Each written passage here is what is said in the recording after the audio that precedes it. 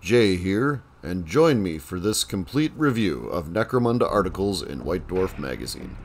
This video combined parts 1 and 2 that I previously released and adds in 2 additional White Dwarf article reviews. This video covers rules for Outlaw Brutes, new terrain, new scenarios, new mini-campaigns, Underdog rules and scenarios, Arbitrator suggestions, a new gang list, and more. So join me as I review 15 Necromunda articles in White Dwarf magazines. This time on JD in the Sump Sea.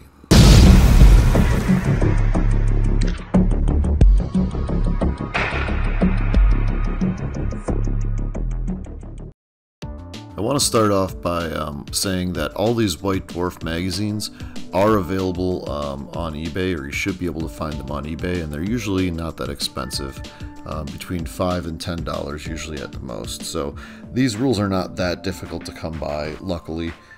I don't believe any of these rules have been reprinted in the rulebook that went up for pre-order the day of the recording of this video. So, White Dwarf, February 2018, there is a scenario.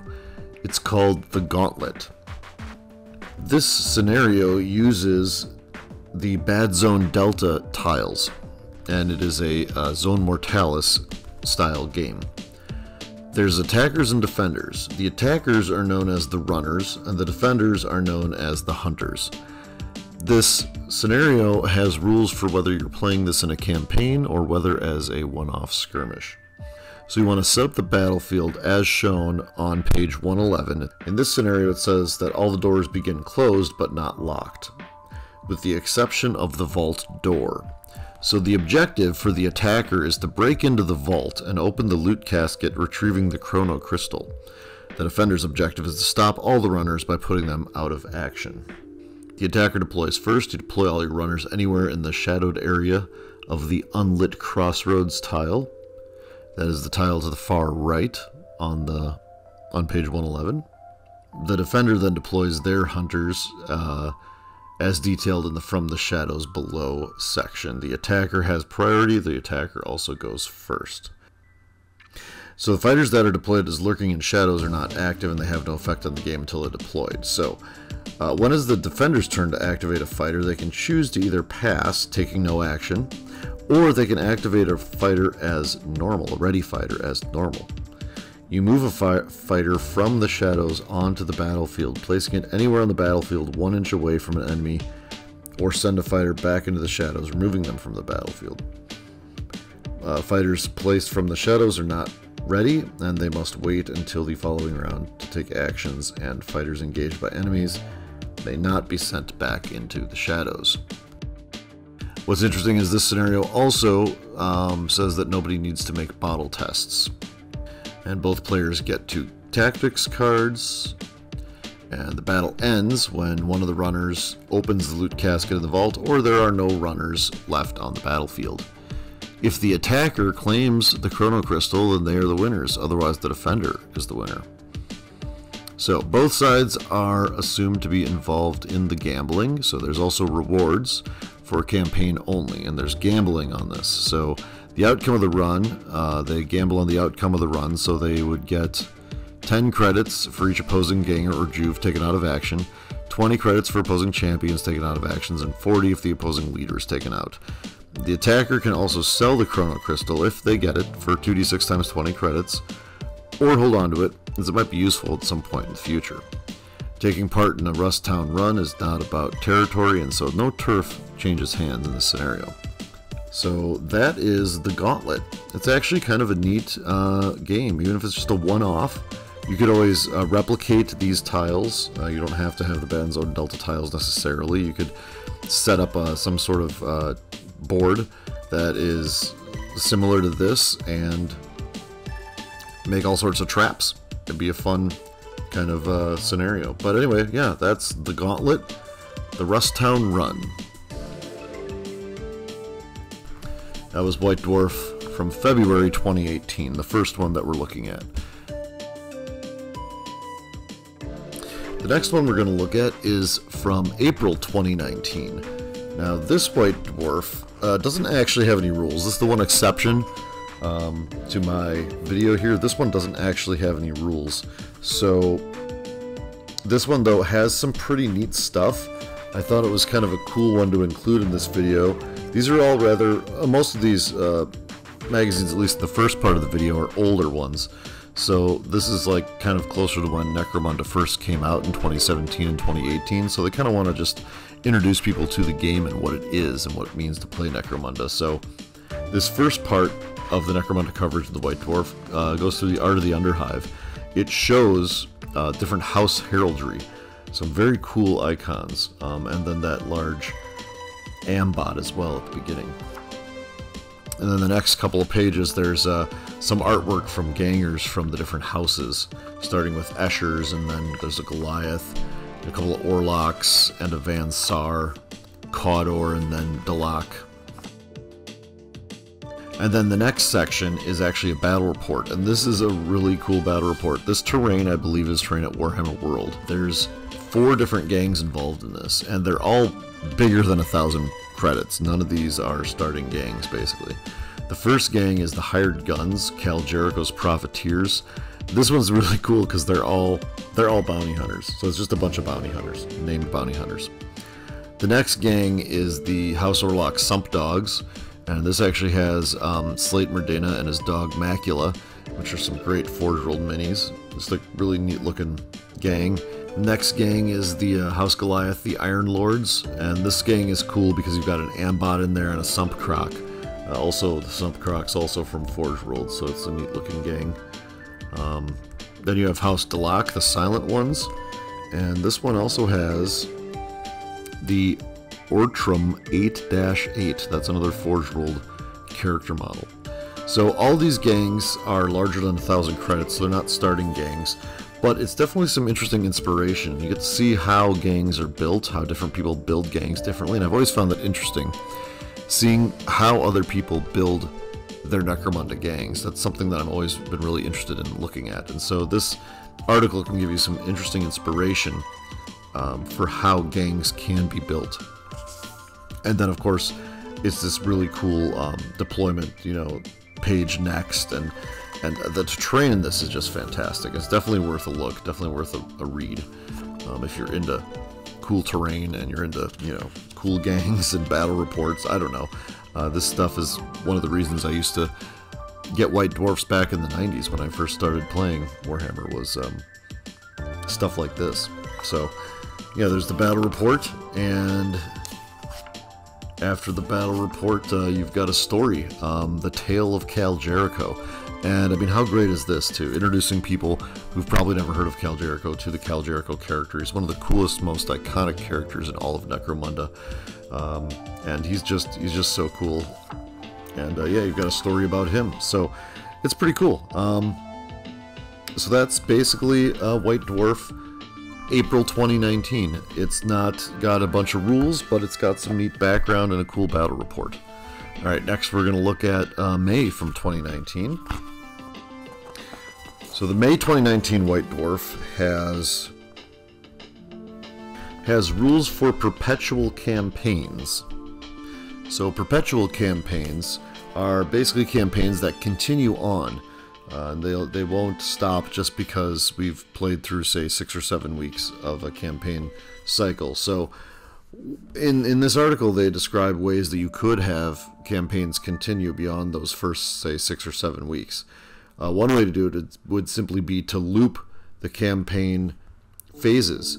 So in a Dominion campaign, you would have an occupation and then a takeover phase separated by a downtime phase. You could simply loop that over and over again. That's one of the suggestions in here. Another suggestion in here is, like, when playing a Dominion campaign, they could refresh the territories during the cycle downtime. So if territories are refreshed, they retain a number of territories limited by their gang rating. Each player may retain one territory of their choice for each full 1,000 credits of their gang rating. The rest of their territories would be lost. They also talk about house patronage. So there are the gangs could get patronage from their houses. And so there could be benefits. There's a table that lists the house patronage benefit and the credit cost of that benefit. Something that's very cool actually is page 129. They have the semi-perpetual Dominion campaigns.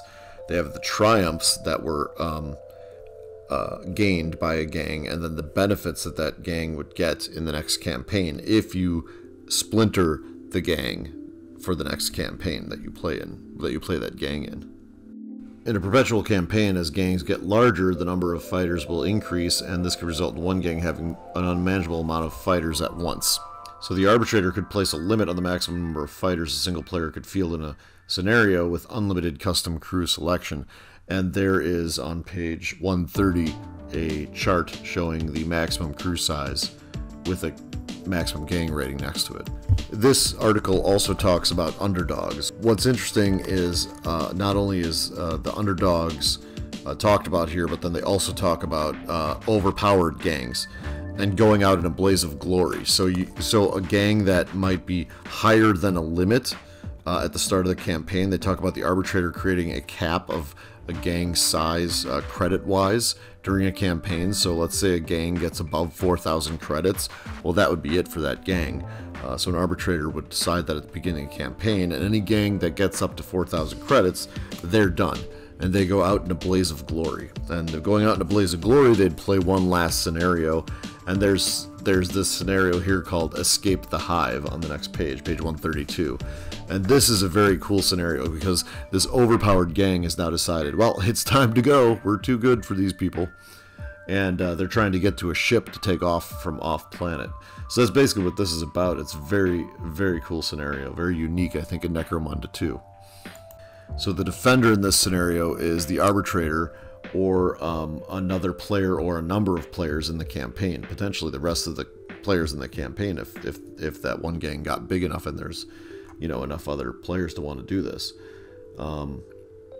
It's basically the retiring gang versus everyone else. So use the standard battlefield setup at Sector Mechanicus. You set up the table like the picture on page 132 in White Dwarf, and they take turns placing terrain. Objectives. The attacker is just trying to get to the ship, trying to escape Necromunda for a new life somewhere else in the stars. The defender is trying to stop them. It is so interesting. White Dwarf is the place for scenarios like this. Just really unique scenarios and really unique articles that can help inform your games and your campaigns of Necromunda. I really hope they continue to put good articles like this in White Dwarf. Alright, let's move on to the next one.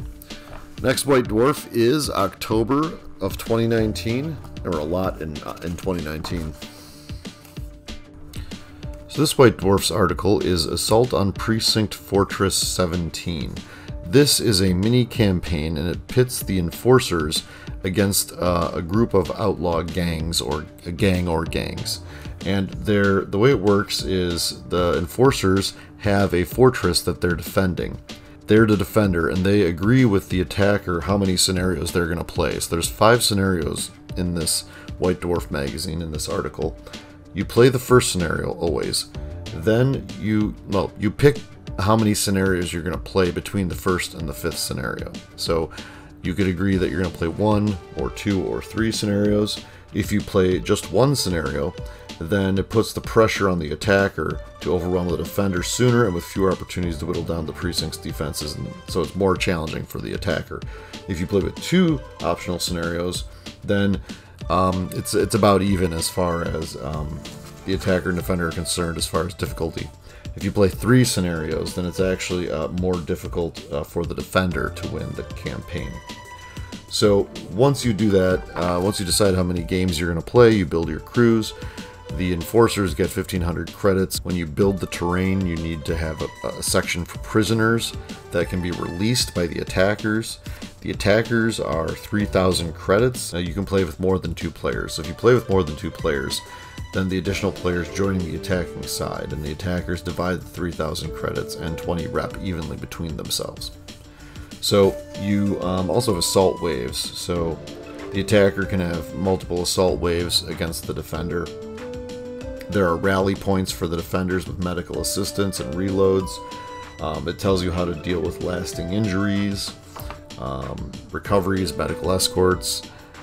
So it's a great mini campaign that can be played over the course of an afternoon with 2 players or 3 or even 4 players. And it's a pretty neat thing. Again, another great article that could only be in a White Dwarf magazine. Alright, the next White Dwarf we're going to look at is December 2019. So in this White Dwarf, there are actually 2 articles. The first one is called Return to Zone Mortalis, and this one is giving new rules to some of the new terrain that they released. Basically expanding the 2D Zone Mortalis to 3-dimensional. So it also talks at the very beginning of the article about how players should agree whether you can climb over walls or on top of columns or not. Whether it's basically flat, if there's an imaginary roof, or if there's not an imaginary roof. And this kind of harkens back to the old Forge World days when Forge World made the Zone Mortalis tiles, and that was for Horus Heresy. And before that, I believe it was for, they had rules in 40k for the Zone Mortalis tiles for the Bad Ab War, was when they first came out with the rules and those terrain pieces. So this new is walls and columns that they made in plastic with those plastic tiles is based on off those original Forge World tiles. So this article kind of goes through and talks about how you should determine if there's going to be a ceiling or not, if it's 2-dimensional or not, basically. If it's 3-dimensional and you want to use lifts or stairs or anything like that, they've got the rules in here for doors and control panels and ductways. These are some expanded rules that are not in the main rulebook. There's toxic sludge, stills, floor hatches, pitfalls, protein reclamators. These are definitely new optional rules you could use to interact with the terrain that you have. Now the second article in here is called It's Made of People, and this is Mark Bedford building a protein reclamator piece of terrain for Necromunda, and it's a very cool article. If you like reading about building terrain, this is a very neat article. So anyway, that is December 2019. Alright, the next issue is issue 453, and this issue has an article called Back from the Dead. So, has death got you down? Has your leader, champion, or favorite gang member caught a bolt round to the skull, a chainsaw to the neck, or fallen from an extreme height? Are they in dire need of technological, alien, or supernatural intervention? Well, if so, then read on. That is how the article starts. So basically, this is the Necromunda Resurrection Packages article. So the way this works is if one of your gangers, champions, or leaders dies for some reason, you can talk to your arbitrator about possibly bringing them back. Now this is if you roll a 66 on the lasting injury chart and they're dead. There's 8 different resurrection packages that you could pick from. The arbitrator might simply arbitrarily pick one of these and say, okay, well, this is what we're going to do. Or the player could be like, well, I feel like my guy should have demonic possession, should be the way he comes back. And then you and your arbitrator would work out how that would happen. But anyway, that's basically what this is. It's a great way to keep gangers in the fight that you really like if they die before they should. And that's issue 453. Alright, now we have issue 458, and in this issue is new hangers-on Outlaw Brutes. And this is a great article because it expands on Outlaw Gang's options, and it also gives the Chaos Helot Cultist group gang some new options as well. Instead of just having a Chaos Spawn as a brute, they could have a Scrap Code Corrupted Ambot, a Mutated Ogren, a Warp Horror, or Sump Beast. So it's an article that this really should have been in the gang listing originally for Chaos Helot Cults. So great options in here for those. And I'm actually working on a Warp Horror right now with contents of the Ashes of Faith box. And so yeah, my other thought about this article is using a Mutated Ogren actually as a outcast gang leader.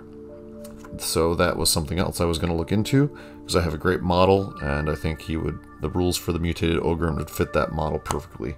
But more on that in a future video. And that is basically issue 458. Issue 459. In this issue, there is an article called Going Out with a Bang. So this is at the end of a campaign, and you want to play one more game just to kind of, wrap a bow on the campaign to kind of end it. And there is, on page 119 of the White Dwarf, is 6 options. They give you some options for the Arbitrator to come up with ideas for games. So they're just like, as an example, you've got Survival of the Fittest. It's the classic endgame. Pits the strongest gang or gangs against everybody else. There's like the Hive Riot, which is an expansion to the downtown dust-up scenario. So the Hive Riot sees the final fight break out in a crowded Underhive market, active Factorum, or other teeming environment. So these are all ideas for a final game in a campaign, and there's a little box at the bottom for multiplayer games. Then, if you don't want to come up with your own scenario as an Arbitrator, it gives you three scenarios you could try as well. So there's the last round. And this one basically is a powerful gang celebrates its final victory at a local drinking hole, only to discover the fight is not over. So it's basically a big bar fight with a bunch of gangs. Then there's the Gateway to Hell. This one is really cool because there's the giant ash gates at the end of the table, and the gang is trying to escape, or the gangs are trying to escape, and the Arbitrator can play other NPC characters trying to fight them or stop them from escaping out of the gate, or it could play the Arbitrator could play other gangs as well, like maybe the Enforcers show up, or a bunch of zombies and they attack as the gangs are trying to get out through the ash gates. Then the third scenario they give you here as a scenario is called the Long Night. This one is very brutal. It's in pitch black. The rules for pitch black are in use, and it's very cold. So because it's very cold, that limits your fighters to the number of actions they can perform. There are also monsters everywhere in this scenario, so there's all sorts of monsters that can attack the gangs. So this is basically a game where the gangs fight each other until there's one victor in brutal conditions. And those are the scenarios listed in White Dwarf 459 for the article Going Out with a Bang. It's a pretty cool article and can be great inspiration for an Arbitrator. Alright, White Dwarf 463 is next, and this White Dwarf has hangers-on scenarios. It has 3 different scenarios actually, and what's kind of great about this article is that it's Games Workshop trying to get you to use your hangers-on, because a lot of times the hangers-on models, well, you don't usually use the models. They stay back at the base, basically, and they only come into play when you're defending your home turf and your own settlement. So these 3 scenarios are meant to use certain hangers-on and get the actual models on the battlefield. So they give you a couple of ideas before going into the actual scenarios. You could use existing scenarios. There's a small box here talking about that. But going on to the missions, the first mission is called Mercy Mission, and a battle has just occurred, and both gangs are very hurt, and the Rogue Doc's been sent in to help them out, to heal them. Includes Rogue Docs and Hive Scum, and each gang only has 5 gangers that start on the battlefield. They start on the battlefield seriously wounded, with 1 wound, and out of ammo. And the Rogue Doc and Hive Scum are there to try and fix up the gangers. The second scenario, Dome Rush, uses a Dome Runner who is placed in the middle of the battlefield, and in the end phase of each round, the player with priority moves the Dome Runner. The Dome Runner must move their maximum distance and can end their move at least 5 inches from where they started. And then after they have moved, the player who moved them can either place a loot casket or a booby trap within 6 inches of the Dome Runner. So the objective is to basically collect loot caskets and get money out of it while avoiding the booby traps that the Dome Runner places. It's a pretty fun scenario. I've played it before, and it's the one I prefer because it's a nice way to make some extra money. The third scenario is called Target Practice. And this one you actually set up targets on the battlefield, and you can shoot at the targets and they actually give you points. There's 1 ammo jack on the battlefield and it can be used by either player. There's some rules for how it switches sides, but yeah, this is another one where you can make some extra money and use an ammo jack. Neat scenarios, and they're good to add into your campaigns, maybe as a downtime mission, or whatever the Arbitrator sees fit. Either way, a good addition to the Necromunda scenarios. And that was issue 463. Now the next issue is 467, and this is another mini campaign called Lair of the Archeotek. So the basic idea is that the House of Artifice lost one of its sons, the Mad Archeotek Kavos Drun, and the Van Saar mean to bring him to justice. So there are 3 linked scenarios here to play through, and you're searching for Kavos Drun. So either you're playing as the Hunters, or you're playing as the Agents of Drun. So the first mission is called Power Lines, and the way this works is that one gang is the Hunters, the other is the Agents of Drun, and the Agents of Drun place 5 power relays onto the battlefield. The objective here is for the Hunters to tap each power relay. So if a hunter is within 1 inch of a power relay, they do the power tap double action, which then taps that relay. So then after that, another relay must be randomly determined. That next relay is then the next relay they have to get to. And basically the battle ends when all 5 of the power relays have been tapped, or when only 1 gang has fighters left on the battlefield. So the neat thing about this is that if all 5 power relays were tapped, then the Hunters get 3 Hive Scum for the next battle for free. Otherwise, the Agents of Drun gain an additional experimental weapon in the next scenario. Alright, so the second scenario is called Field Test, and this one is all about the experimental weapon. So Drun is trying to create an experimental weapon, and the Hunters are trying to take out that experimental weapon. So if the Hunters won the previous scenario, they get the 3 Hive Scum for free, which don't count towards their total crew selection. If the Agents of Drun won the previous scenario, they get to have 2 fighters that have an experimental weapon. And what it is, that fighter chooses a ranged weapon that they have, and they get to add 2 of any of the following weapon traits: Blast, Blaze, Concussion, Knockback, Melta, Radphage, Rapid Fire 2, or Shock. And when the battle ends when the fighter or fighters with experimental weapon or weapons are taken out of action, or if only 1 gang has fighters remaining on the battlefield. If any fighter with an experimental weapon is still on the battlefield at the end of the game, they get to retain that experimental weapon for the final scenario. If all the fighters with experimental weapons were taken out of action, then the Hunters won that, and they get to add a bounty hunter to their crew for free for the final scenario. So the final scenario is called Rogue Archeotek, and this mission has Kavos Drun himself deployed in the center of the battlefield with 3 cyber arachnids around him, and then the rest of his gang is deployed within 12 inches of him. Now, he is actually represented by either a Van Saar leader with a grav gun, auto pistol, fighting knife, and mesh armor, or he would be represented by a Van Saar Archeotek equipped with up to 155 credits of equipment. The battle ends when either Drun has been taken out of action, or only 1 gang has fighters left on the battlefield. The winner of this mission is the winner of the campaign. Now, this is, I think, a great mini-campaign for 2 players. If you don't have additional people to play with, this is a great way to just play some Necromunda. Another thing this campaign gives you is the opportunity for conversions and making new models that maybe you wouldn't otherwise make.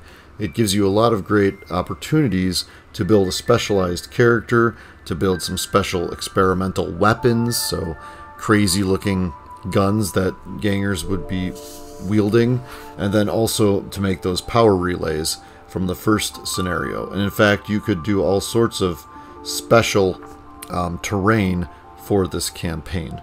So really a great addition to Necromunda, and that's it for White Dwarf 467. Alright, next up is White Dwarf 476, and this is the first of 2 White Dwarfs that has Underdog scenarios in it. The Underdog scenarios in this White Dwarf are purely for Sector Mechanicus, although they could be played probably in the Ash Waste as well. So the first scenario is called Desperate Raid, and the attacker is the Underdog and the defender is the other player. So the attacker deploys in the center of the battlefield, and each of their gang members has a loot casket because they have snuck into the opponent's base and are trying to get out with the loot that they've found. Any of the gangers that escape the battlefield edge get d6 times 10 credits for each loot casket that they have. So not a bad way to get some extra money. The second mission, Data-Purge. This one has binaric cogitators. In this mission, the Underdog is the defender, and they place 3 binaric cogitators on the battlefield. They must be 6 inches away from any edge and 8 inches away from other binaric cogitators. Any fighter that's belonging to the attacking game can perform a hack cogitator basic action if they're within 1 inch of it. So basically, after 7 rounds, or when only 1 gang is fighters on the battlefield, or if the attacker has hacked 2 of the binaric cogitators, then the game is over. The attacker wins if they have hacked 2 binaric cogitators, or if there are no defending players on the battlefield. So the defender gets d6 times 10 credits for every round the battle lasts, and the attacker gets d6 times 10 credits to their stash if they win. So it's another great way for the Underdog defender to gain extra credits. Also, whoever wins gets d3 reputation, so it's another good way for the Underdog to gain extra reputation if they win the scenario. The third scenario is called Assassinate. In this scenario, the Underdog is the attacker and the other gang is the defender. So in this mission, after both sides have deployed, the attacker, who's the Underdog, makes note, secretly, of one of the defender's champions or leaders. That is the one they're trying to target for death, as it says here in the scenario. Now, if the target has been taken out, then the game is over and the attacker, the Underdog, wins. And if they take out that target, then that Underdog gang gets 6d6 times 10 credits. So once again, it's another great way for an Underdog gang to get some extra credits. Whoever wins also gets d3 rep, so again, an Underdog could gain additional rep by winning this scenario. But those are basically the 3 Underdog scenarios for this White Dwarf. And now on to issue 477. In this White Dwarf is an article called Law in the Badzones. Now what this is a new gang list. So what this is the Palanite Enforcer gang list that would be in a location of Necromunda that's cut off from other parts of Necromunda. So like the Badzones, or I could envision these guys being out in the Ash Wastes, or other parts that are just not easily accessible like the main hive is. So what happens with this gang is Palanites and Subjugators are basically in the same boat. They don't have separate options like they do. They're not separate entries like they are in the Book of Judgment gang list. So the other thing too is that there's a couple other differences with this gang. One of the other differences is that they can hold territory in a Dominion campaign, unlike how Palanites usually operate in a regular Dominion campaign. The other thing that they get are enlisted hive scum. So these enlisted hive scum can be upgraded to patrolmen if they have 5 advancements during a campaign. Now they also are drafted, they're expendable conscripts, meaning they never benefit from other fighters' gang hierarchy X or group activation X special rules, and fighters with this rule can never gain the gang fighter X special rule. Other fighters expect fighters with this rule to be short-lived and also consider them expendable. So should a fighter who is an expendable conscript, one of these hive scum, that gets seriously injured or taken out of action, friendly fighters within 3 inches do not have to take a nerve test. Unless they also have this special rule. So only other hive scum care if other hive scum get hurt or die. So this is a gang similar to an Outcast gang or a Venator gang, where you can really do a lot of customization, because these are Palanites that don't really have access to the resources the other Palanites have. So it really does open up a lot of options for customization. I've already got some ideas for building a gang with this rule set, and I'm sure I'll be showing those in the future. So anyway, that was White Dwarf 477. On to the next one. Alright, and the last White Dwarf we're going to look at today is issue 482. this issue has 3 new Underdog scenarios. And the first Underdog scenario is called The Last Stand. So the Underdog in this scenario is the defender, and they have to deploy within 6 inches of the center of the battlefield. The attacker then deploys their crew within, or at least 18 inches from the center of the battlefield. So the defending player, who is the Underdog, is going to hold their ground no matter what. They cannot bottle out. The only way out is victory or death. In addition, any defending fighter taken out of action while within 6 inches of the center of the battlefield and would go into recovery, they do not go into recovery and instead just cannot perform any post-battle actions. The battle ends when only one gang has models remaining on the battlefield. So both gangs add credits to their stash at the end. The victorious gang gets D6 times 10, the losing gang gets D3 times 5. Each fighter who took part in the battle gets an experience. Any defending fighter who is taken out of action or is wrecked if its vehicle in the first 3 rounds gains an additional D3 experience or D6 experience if taken out of action or wrecked in round 4 or later. The victorious gang gets 1 rep. If the defender wins, they get an additional D3 rep. So really, the incentive here for the defender or the Underdog is to get extra experience. The reason they would play this scenario is for the extra experience and the potential rep if they win. But really, their fighters will get D3 or D6 experience. So that's really the real reason to play The Last Stand. The second mission is called Experimental Testing. So experimental testing is seemingly more of just kind of a fun mission to play. So if you're the Underdog, you're going to be the attacker, and you're going to be able to get stims. So you basically have agreed to have Rogue Doc test their latest concoction on their gang. So each fighter carries sufficient doses of stims to last the entire battle, though the stims' chemical bonds will break down, losing potency after the battle ends. So basically, during the battle, each of the attacking fighters' gangers, at the start of their activation, they can declare that they're going to take a dose of the stims, and they roll a d6 and consult the following table to determine its effects. So if you roll a 1, they have a bad reaction, they suffer a flesh wound and cannot perform any actions. If they roll a 2 to 4, well, that's not quite right. The fighter suffers a flesh wound and adds 1 to their strength and movement until the next activation. If they roll a 5 or 6, then that's the good stuff. The fighter may perform an extra action during their activation. So basically, the reason to play this mission is that, again, it's experience, just like the previous mission. So any fighter who uses the experimental stims gets an experience point for every dose taken. So if you use it every turn and every ganger is going to get an extra experience for every turn that they're fighting in this game. Also, the victorious gang gets D3 reps, so if you do happen to win, you get a little extra rep as well. But again, the experience is the real reason to play experimental testing.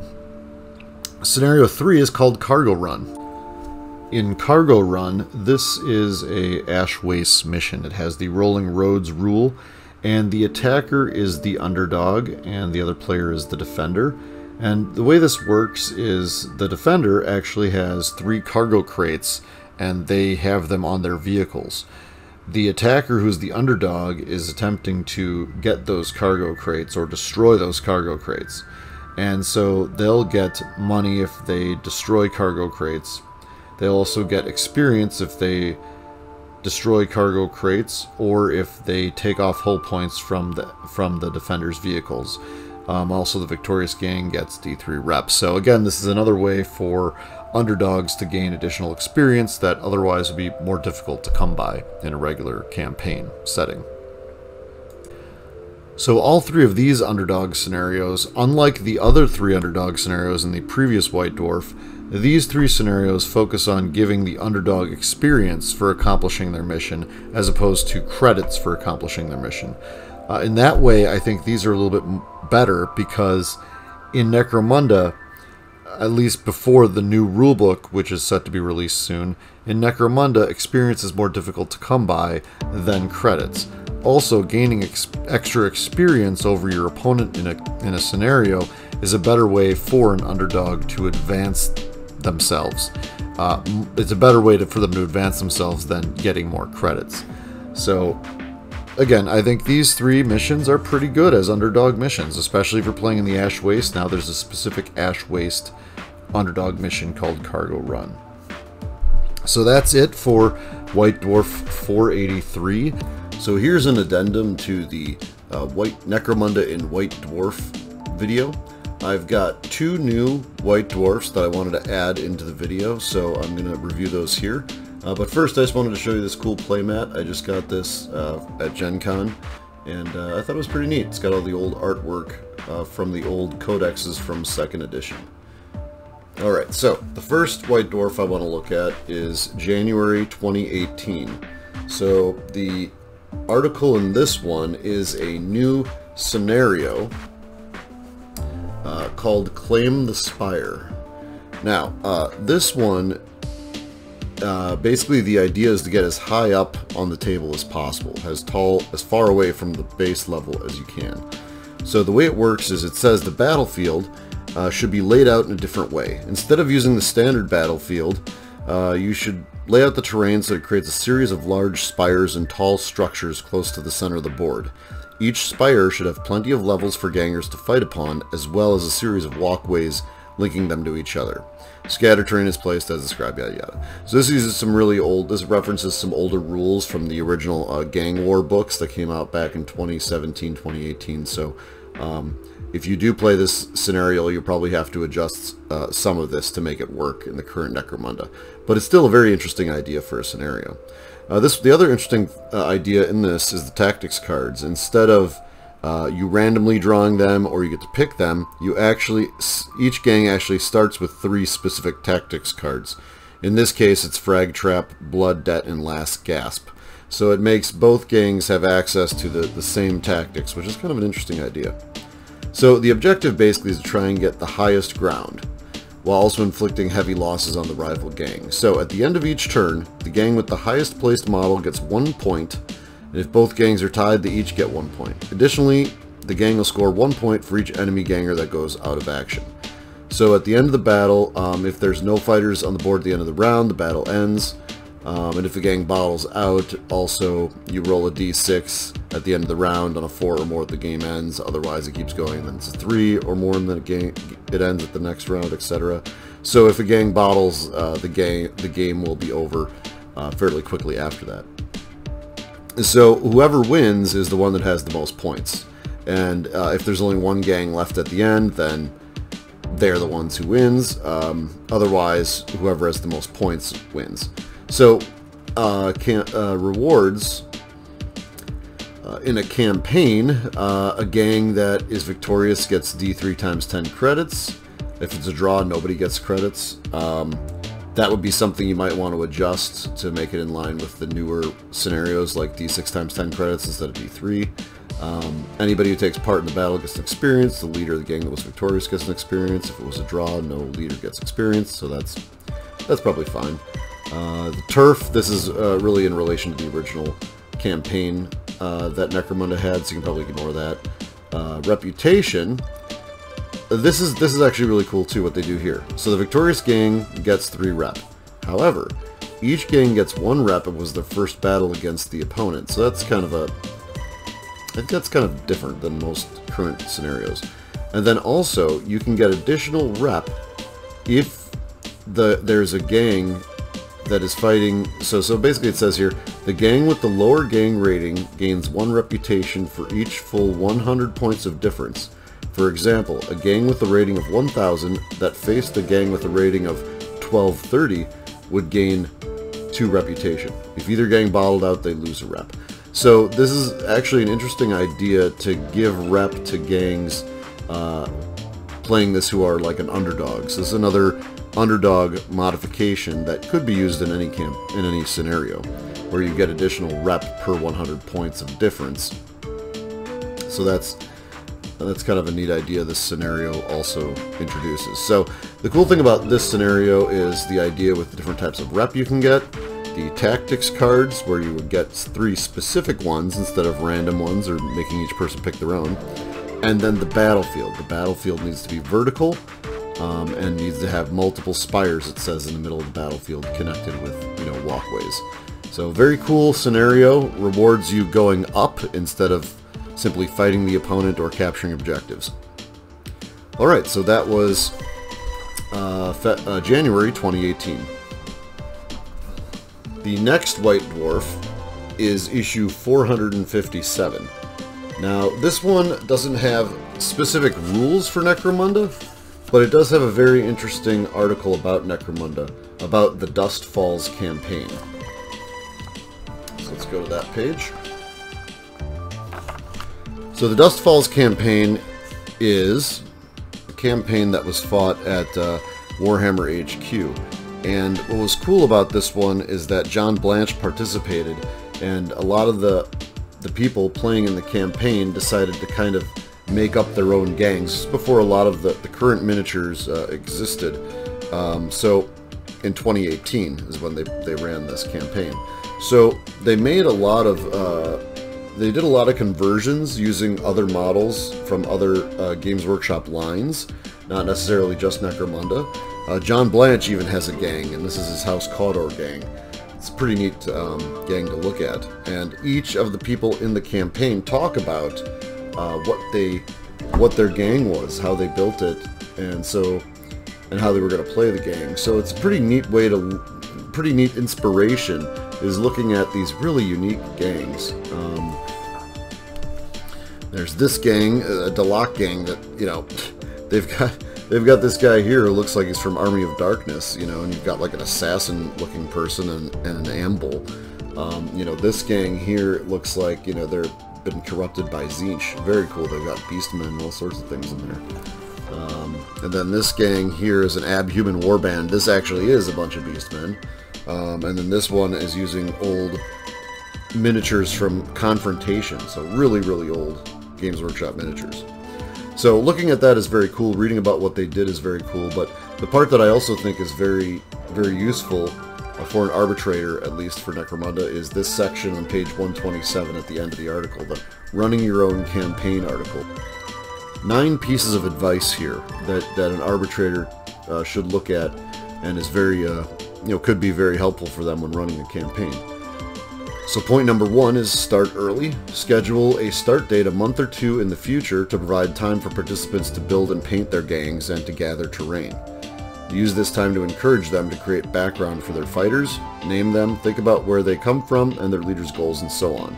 Yeah, so that's a great idea. Have, you know, a week 0, really, they don't say that in here, but have a week 0 in the campaign. That week 0 could be a month before it actually starts. Get everybody together, get them thinking about what they want to play, and then they actually will have time to build their gang. Paragraph number 2, involve the players. The best resource for ideas available to any arbitrator is the players themselves. They don't need to be involved in every detail. In fact, keeping them out of some of the planning is to be encouraged to keep some events a surprise. Some players might be shy about vocalizing the story they've created for their gang. Others might not know where to start. By getting them talking before the campaign begins, an arbitrator can get them to inspire one another. It's a great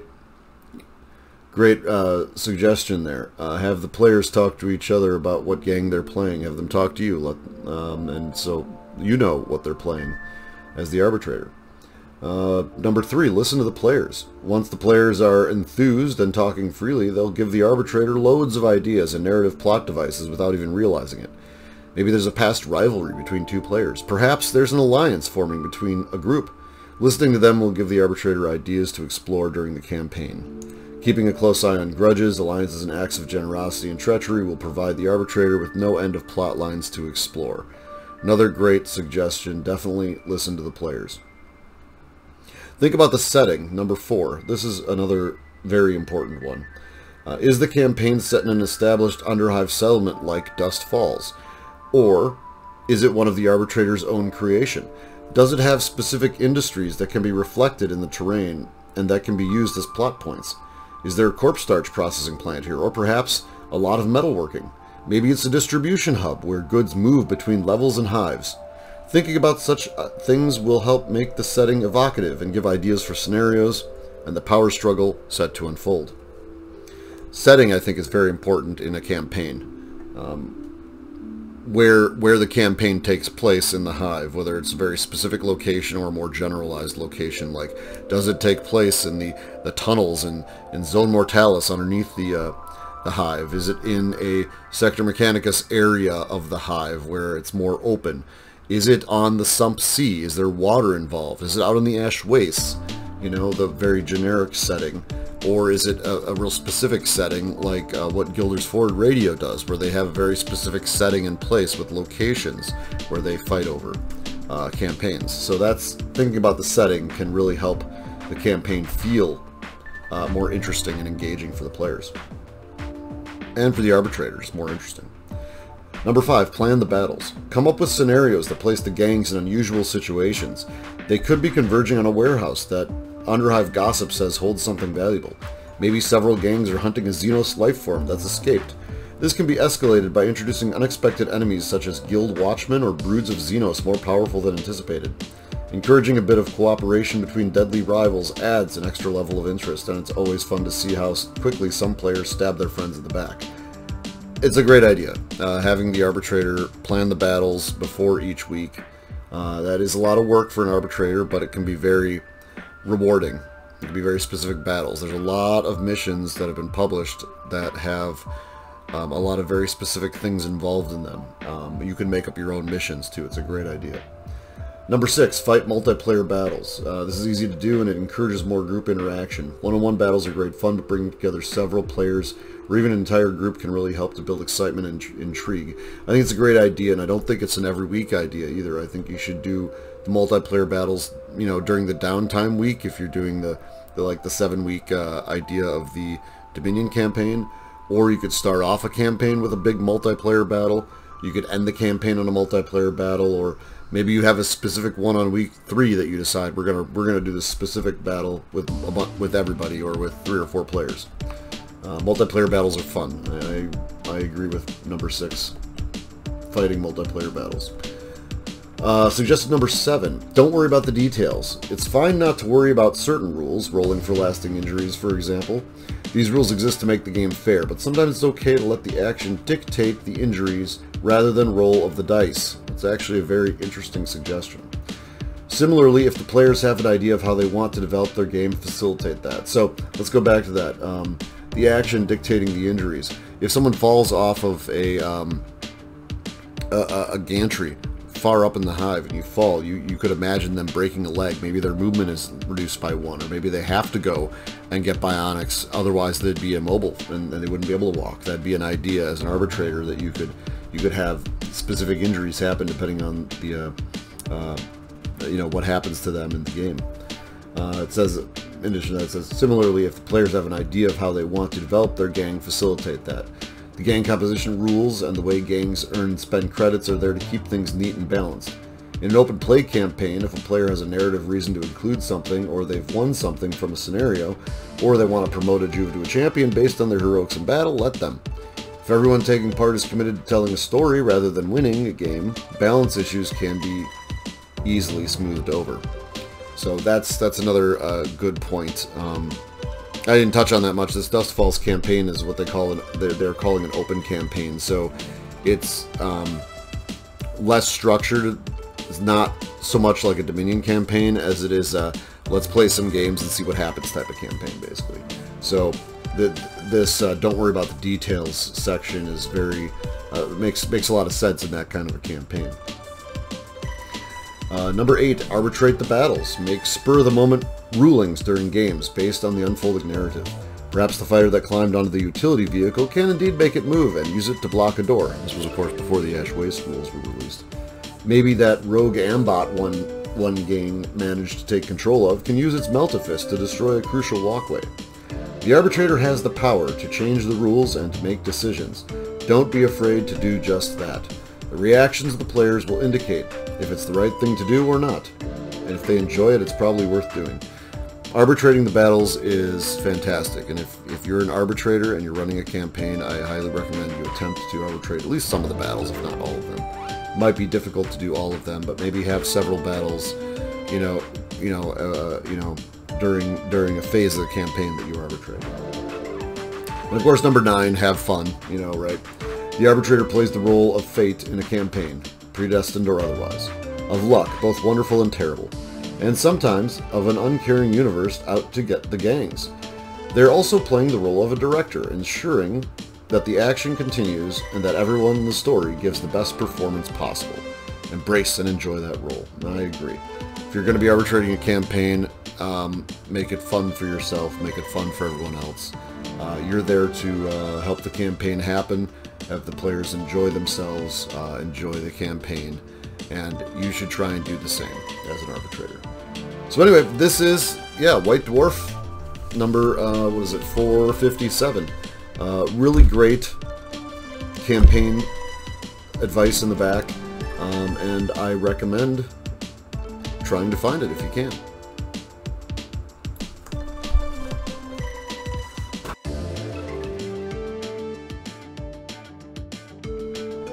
So thank you for joining me as I went through all these White Dwarf magazines.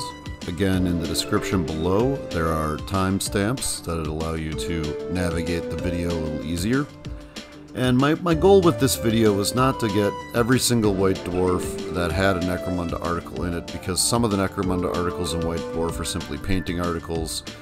They don't actually talk about playing the game, they don't talk about new rules, or any sort of advice for arbitrators, things like that. So I really wanted to focus on the White Dwarf articles that could be useful to either arbitrators, running their own campaign, or players who might want to try something new, like a different gang or something like that, or maybe wanted to expand on their gang they currently have by using, some optional rules in these White Dwarfs. And of course, these rules are all probably optional. If the arbitrator of your campaign says, use them, great. But yeah, I don't think that you can consider any of these rules canon necessarily. But again, I just wanted to go through because I think there's a lot of articles in White Dwarf magazines people aren't aware of. So hopefully you're aware of them. Hopefully you enjoyed the video. Thanks for joining me again, and thanks for watching. JD in the Sump Sea. Please like and subscribe.